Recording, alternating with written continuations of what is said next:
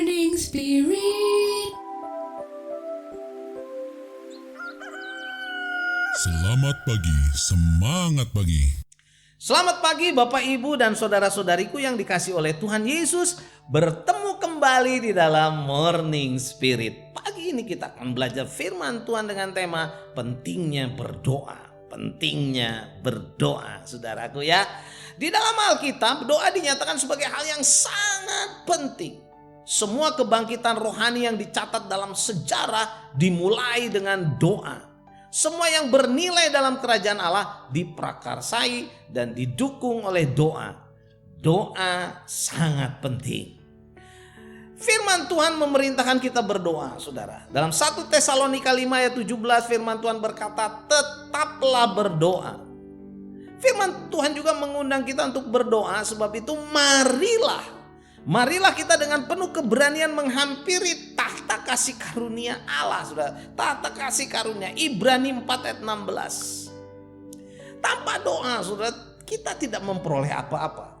Yakobus 4 ayat 2 berkata, kamu tidak memperoleh apa-apa. Kamu tidak memperoleh apa-apa karena kamu tidak berdoa. Yakobus 4 ayat 2, saudara. Jadi sebagai orang yang sudah percaya pada Tuhan Yesus, firman Tuhan mengajarkan kepada kita untuk selalu berdoa. Dicatat dalam Lukas 18 ayat 1 firman Tuhan berkata, mereka harus selalu berdoa dengan tidak jemu-jemu. Dengan tidak jemu-jemu. Pada saat ini kita akan belajar, saudara, 5 hal yang harus kita lakukan saat kita berdoa. Supaya apa? Supaya doa kita diberkati dan dikabulkan oleh Tuhan. Yang pertama, saudara, doa yang dipanjatkan harus disampaikan dalam iman. Dalam iman, saudara. Markus 11 ayat 24 berkata, karena itu aku berkata kepadamu, apa saja yang kamu minta dalam doa dan doakan, percayalah bahwa kamu telah menerimanya, maka hal itu akan diberikan kepadamu. Tuhan Yesus mengajarkan kepada kita supaya kita berdoa, percaya dan beriman kepada Tuhan Yesus yang sanggup memberikan apa yang kita mohonkan kepadanya, saudara. Pastinya sesuai dengan kehendaknya.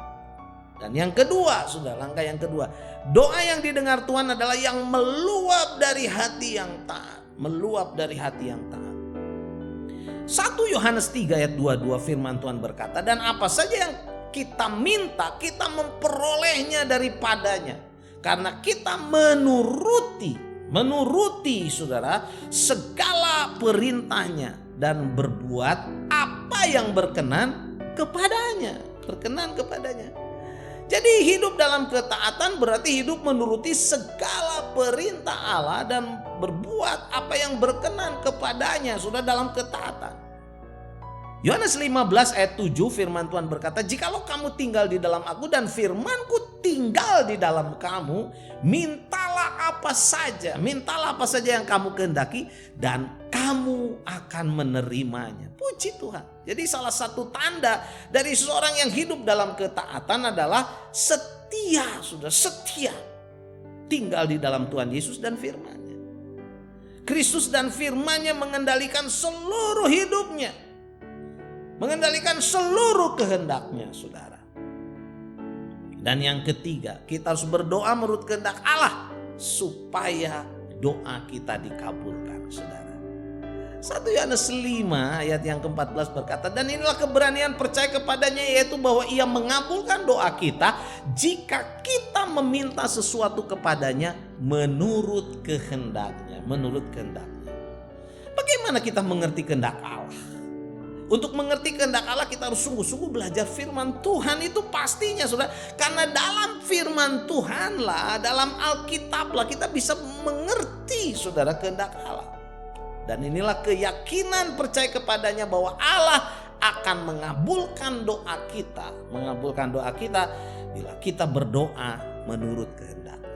Dan yang keempat, saudara, kita harus berdoa di dalam nama Yesus. Berdoa dalam nama Yesus.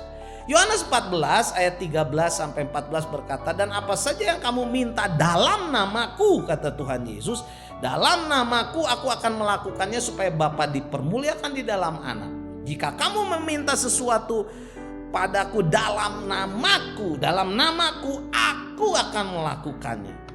Saudaraku, Bapak Ibu, tidak ada seorang pun yang layak mendekati tahta kudus Allah yang suci dan mulia kecuali melalui pengantara kita, yaitu Tuhan Yesus Kristus. Dalam nama Tuhan Yesus, doa-doa kita menjadi layak dan didengar oleh Allah Bapa di sorga. Karena Tuhan Yesuslah pengantara kita dengan tahta Allah, saudara, Bapa yang Maha Kudus. Dan yang kelima, doa kita semuanya adalah untuk kemuliaan Allah, saudara. Matius 6 ayat yang ke-9 berkata, karena engkaulah yang punya kerajaan dan kuasa dan kemuliaan untuk selama-lamanya. Amin, saudara. Inilah doa Bapa kami yang diajarkan oleh Tuhan Yesus. Pola doa yang diajarkan oleh Tuhan Yesus adalah semuanya untuk kemuliaan Allah Bapa yang empunya kerajaan dan kuasa dan kemuliaan sampai selama-lamanya. Marilah kita lebih setia lagi berdoa. Dengan 5 hal yang harus kita ingat saat kita berdoa, supaya doa kita diberkati dan dikabulkan oleh Tuhan, saudara. Yang pertama, doa yang dipanjatkan harus disampaikan dalam iman. Dan yang kedua, doa yang didengar Tuhan adalah meluap dari hati yang taat, saudara. Yang ketiga, kita harus berdoa menurut kehendak Allah supaya doa kita dikabulkan, saudara.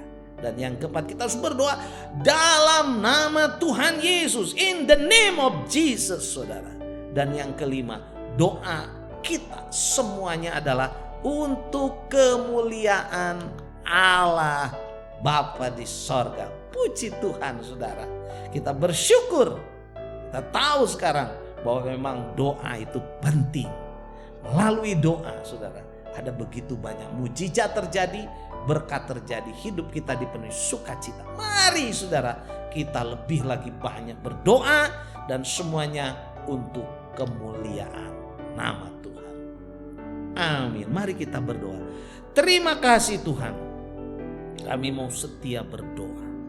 Kami mau mendoakan negara bangsa kami, keluarga kami, gereja kami, rakyat Indonesia supaya diberkati oleh Tuhan dan diselamatkan oleh Tuhan. Dalam nama Tuhan Yesus kami berdoa. Amin. Amin, Bapak Ibu dan saudara-saudariku yang dikasihi oleh Tuhan. Bila kita diberkati oleh Morning Spirit ini, silakan klik like, subscribe, bunyikan loncengnya, bagikan kepada banyak orang. Sampai bertemu dalam Morning Spirit selanjutnya. Morning Spirit. Selamat pagi, semangat pagi.